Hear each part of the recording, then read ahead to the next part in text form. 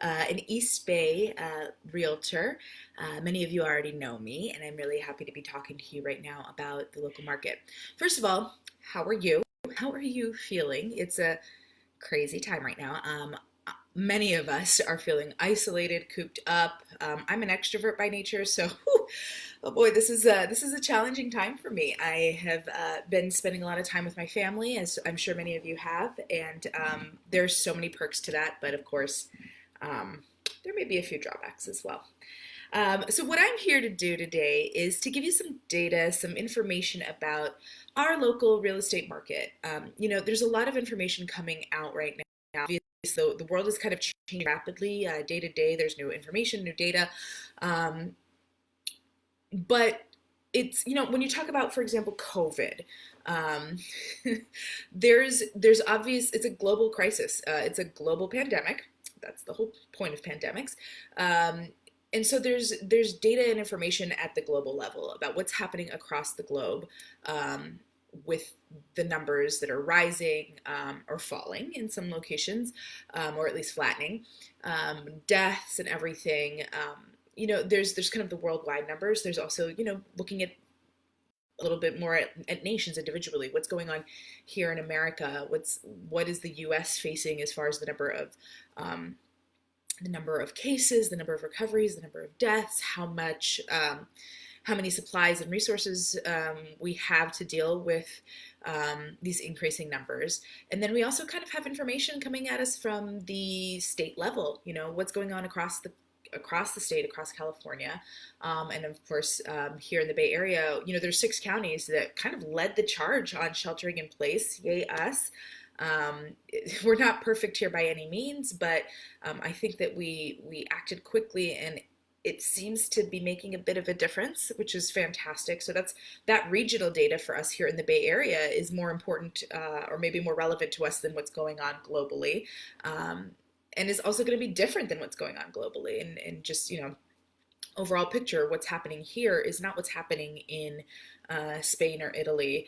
Hopefully it stays that way.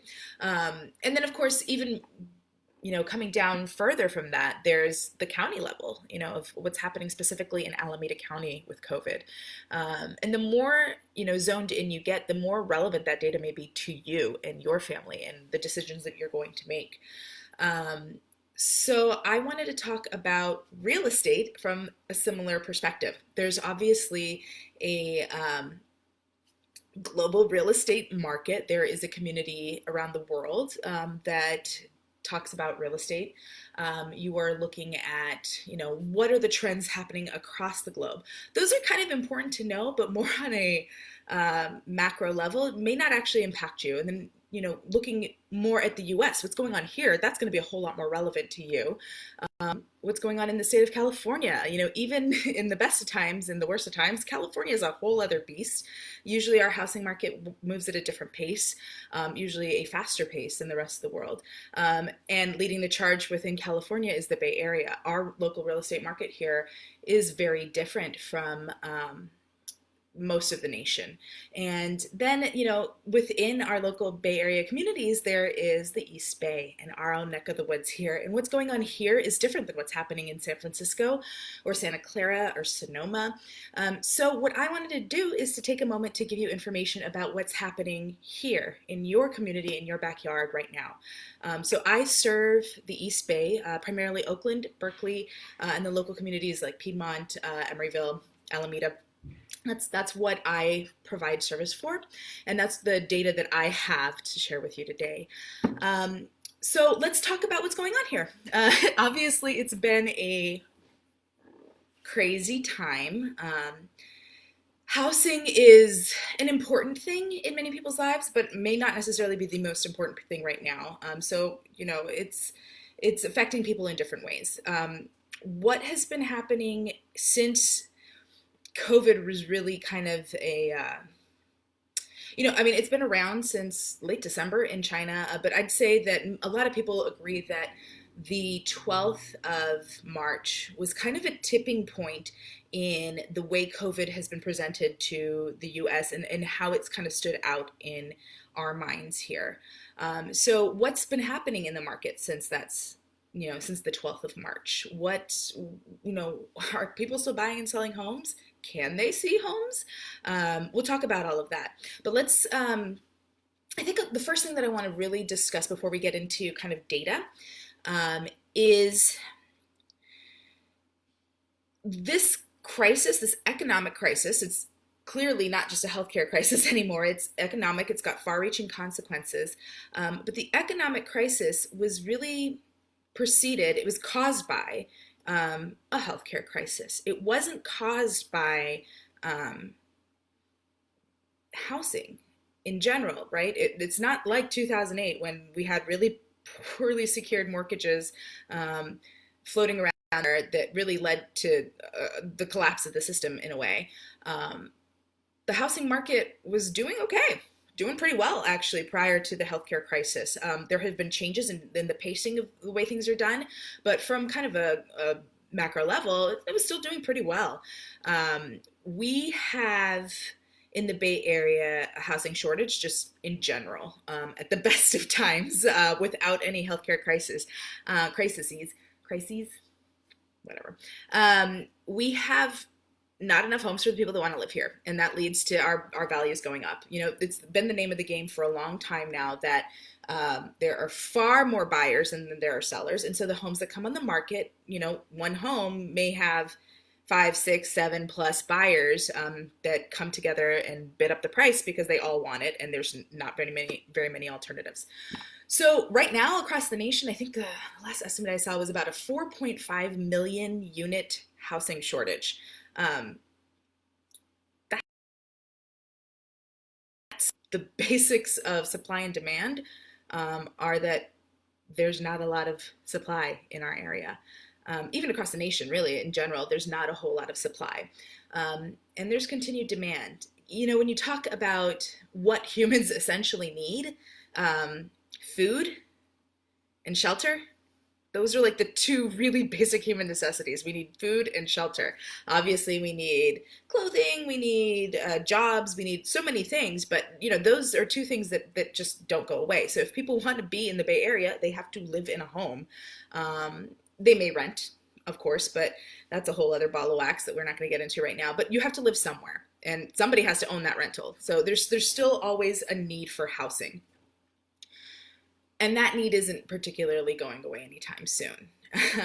So while we may not know where COVID is taking us, where the coronavirus is going to really ultimately, how it's going to play out yet, I'm hopeful. I'm always an optimist, and I do feel that we can come together as a people, stay in our homes. We actually don't come together, stay apart as people, but we can emotionally and come together and really kind of solve this problem by supporting each other. I think that we have a positive, outlook when it comes out to COVID. But more so, once we're on the other side of this, people still need to buy and sell homes. People still need to move. The things that drive home sales, expanding families, contracting families, job relocations, deaths, divorce, new babies, going to a new school. There's so many life changes that will, necessitate a housing change as well. And those are going to continue to happen. So don't feel like the sky is falling when it comes to real estate. It's going to be a bumpy ride for a little while. It may be an unusual ride for a while, but it's not going to be the end of the world. So let's talk a little bit about the data. I'm going to pull up here. I'm going to post these actual images after I'm done with this conversation, this live. I don't really know how to do it right now as I'm talking. And I don't want to take away from the talk by trying to figure out tech that I can't do right now. So like I had said earlier, the tipping point in American consciousness about COVID was really kind of the 12th of March. I believe the president had an address on that day, and it's kind of like when it really kind of became a thing. I think a lot of us had already been aware of it, but kind of received national attention and started kind of economically impacting the markets right around the 12th. So what we've done is taken some data from the 12th of March through the 30th, that segment of time, like the post-COVID awareness time. And we looked at this period of time in 2020, and then we compared it to the same exact period of time in 2019. So what happened from year to year? Now, March is usually a very heavy month for real estate. It's the spring market. It's usually one of the months that we have the largest number of new inventory hitting the market. We also tend to have a whole lot of buyers that have been preparing themselves to purchase a home. Usually they start, thinking about it, and then in the new year they start getting pre-approved, and they're looking around, but there's nothing on the market for them to buy. So they're like, you know what, we'll wait for the spring market. So it's just a convergence of homes for sale and buyers ready to purchase in March. And so we usually see astronomical numbers every year. Okay, so what happened this year? So when we take a look at the 12th through the 30th, the number of listings, so homes for sale actively on the market, and this is actually data for Alameda and Contra Costa counties, because that's the MLS that I belong to. Bridge MLS covers those areas, so it's a little bit more macro, but I can give you more data if you need it, if you have a specific question about a neighborhood or something like that. But overall, Alameda and Contra Costa County, the number of listings compared to last year went down 44%. So it's practically half. I believe that's it went down by quite a bit. So we have about half of the market activity as far as listings go. Here's the interesting part though. The number of under contract homes. So these are and this is all residential real estate, not commercial. The number of residential homes that are under contract, meaning a buyer and a seller have agreed upon a price and terms, and they are in escrow waiting to get to the closing date, that went down 40%. 40% in contract, and then 44% of listings. Really, what this kind of tells me is that so far within this period of time, sellers have freaked out and buyers have freaked out. But they've freaked out in very similar proportions, 44 and 40%. So it seems the number of listings that came out of the market was also kind of matched by the number of buyers that went out of the market. We definitely have a decrease in volume right now, a significant decrease in the volume of homes for sale right now, and market activity. But there are still active buyers and there are still active sellers that are working right now. Now, I do want to say that these numbers represent what happened. The pending homes, that some of them were pending before the 17th. These are just the homes that are pending between the 17th and, the 12th and the 30th. So there are plenty of the homes represented in there that were already in contract prior to COVID really becoming a big thing, and or even more importantly, when open houses and showings were still happening. So some of these homes were seen by the buyers before they actually put in an offer on them. We do have kind of a new situation now where you can't see the home, at least not in person, not easily. Actually, as of yesterday, when Alameda County released its extension of the shelter-in-place order, we're now sheltering in place until May 3rd, they actually added real estate as an essential service. There are a lot of guidelines around it. Doesn't mean we just carte blanche get to do whatever we want. Basically, we're an essential service virtually to all the, as much as possible. We have to conduct everything that we do virtually. So as of today, agents can go to a property and do a virtual showing for their clients. We weren't able to do that previously. I know some people were, and I don't think necessarily the way to proceed, but let's not talk about that right now. I like to comply with the actual law, and the law said I couldn't go anywhere outside of my house except for to get food or to get medicine or something essential, and real estate wasn't considered that. Now it is considered essential, and I can go to a property to do a showing for my clients. I can't do open houses. Nobody can do open houses. Nobody is supposed to do private showings unless they absolutely have to. They left that kind of vague, but I'm taking it to mean unless I mean, I can't even really think of a reason why a virtual showing wouldn't necessarily be able to occur. So what's happening a lot is for those sellers, for those buyers that really need to be in contract, that need to have a home, they've got a deadline coming up. They can still put in an offer on a home and they can still work towards closing it. We can still close properties. Over the past decade, I've been doing this 9.5 years. And through that time, really, most of my work is kind of virtual anyways, with the exception of showing property. Everything we do is done virtually. We sign contracts via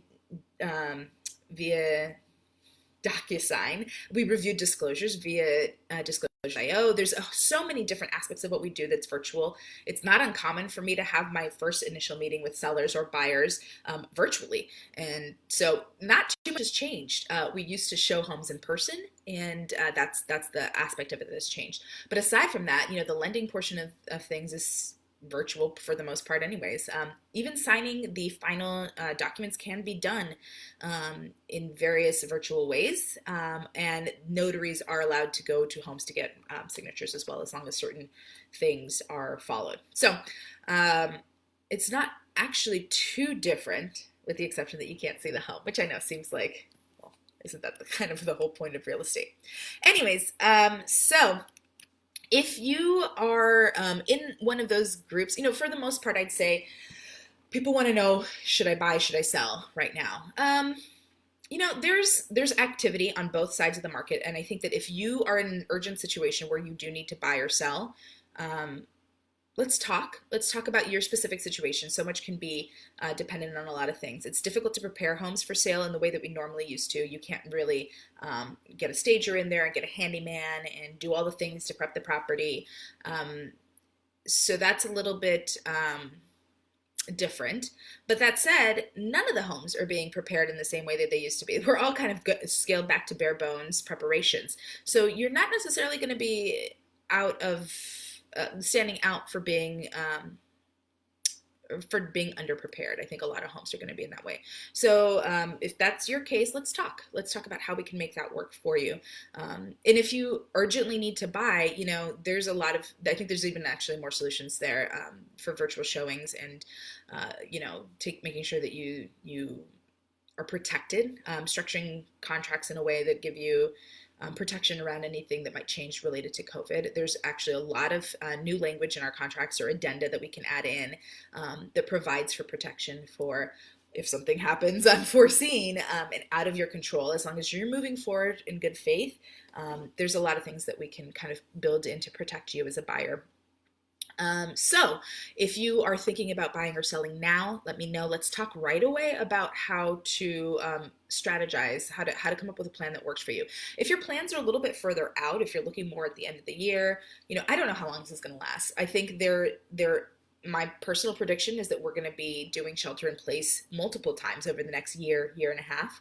I think that we're going to come out and then start reinfecting each other, because that's just the nature of the way we are. Humans touch, even with all the reminders, I think it's very difficult for us to not be within transmission distance. So once the shelter in place is removed, I think that we might do well for a while. Then numbers might start creeping up again. And as our hospitals start getting overloaded, we may have to do shelter in place again. So this is not, I don't think, a one-time thing. I think it's going to be a new reality that we revisit the situation again and again. But hopefully by then we've grown more accustomed to it. There's a little more certainty around it, and the market has had a chance to kind of stabilize around it. So if you've got future plans, let's keep in touch. Talk to me about your questions now. I will be happy to give you updates so that you can make plans in the future about what it is that you want to do and how that fits best for you and your family and your loved ones and your situation. I have some additional data more specific on communities like Alameda, specific Alameda County, Oakland, Berkeley, stats. So if you're interested in those, give me a call, 415-706-1586, or you can email simone@simonekoga.com, and I'm happy to share that info directly to you. And I might post it as well later, so keep an eye on this site. I might figure out a way to get it posted. It's just not necessarily very pretty, and I like to, so maybe I'll zhuzh it up a little bit and then post that data so that you have hard numbers that you can look at. Some people really like that, and I totally get it. I'm a numbers person myself. I like to see what is happening in concrete numbers as opposed to, general terms, which is how we're talking a lot these days. The reality is we're in an unprecedented situation, and it's really difficult to make predictions that carry any sort of weight. They're all going to be wildly speculative, and I'm not here for that. I'm not here to be speculative on the future in a crazy way. I just want to provide you with information that will hopefully help you make decisions for your family and yourself right now. So if there's anything else that I can offer you, if there's anything else that I can provide you specific to your situation, reach out, give me a call, and happy to put that together for you. All right. It was really great talking to you. Hope you guys are safe and healthy. And most importantly, that you are staying sane, because I'm going a little batty. All right. Take care, and we'll talk soon. Bye.